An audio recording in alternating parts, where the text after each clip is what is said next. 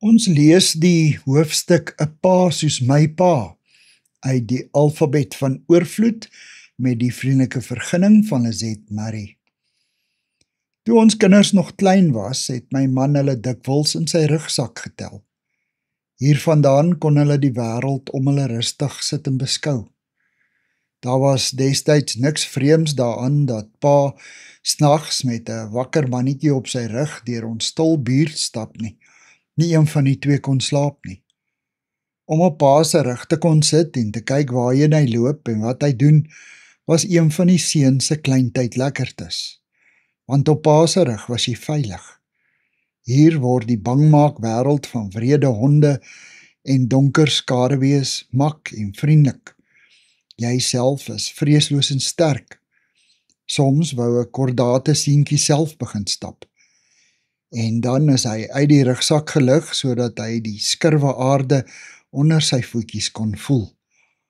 Tydens 'n kamp in die Drakensberg het pa en die jongste, toe skaars 2 jaar oud, alleen in 'n digte kloof vol geelhoutbome gaan stap.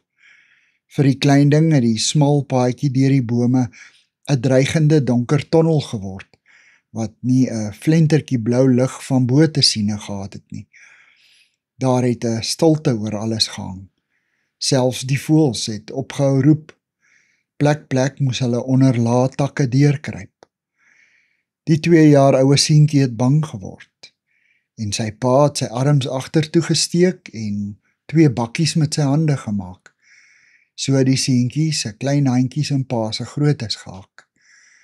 Ek is die lokomotief en jy is die treintjie, het pa toe gesê. En kort het hy gevra, kom jy nog, treintjie? Dan antwoord 'n stemmetjie, ja, lokomotief. Net dit, geen ander pratery nie.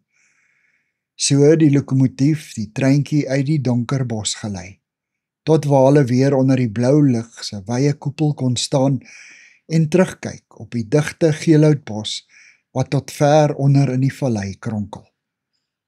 Dit is 'n storie van 'n pa wat voorloop, wat sy kind lei, wat hom veilig laat voel.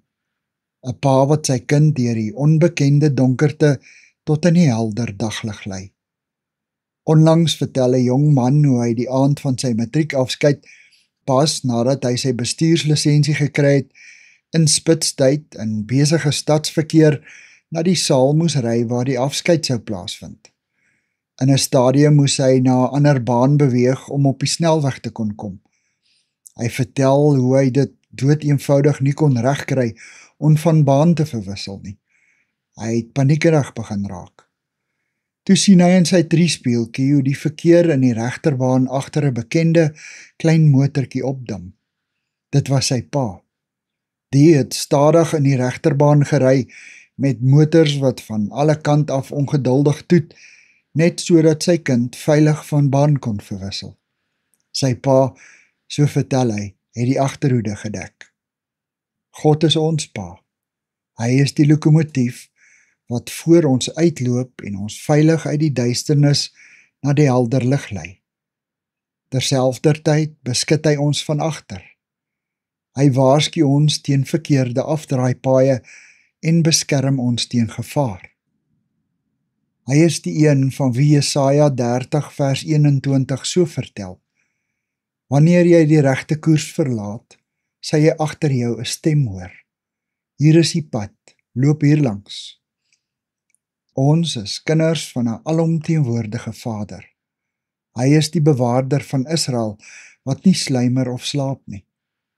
In Psalm 121 vers 6 en 8 verklaar die digter, die son sal jou bedags nie steek nie, en die maan ook nie by nag nie.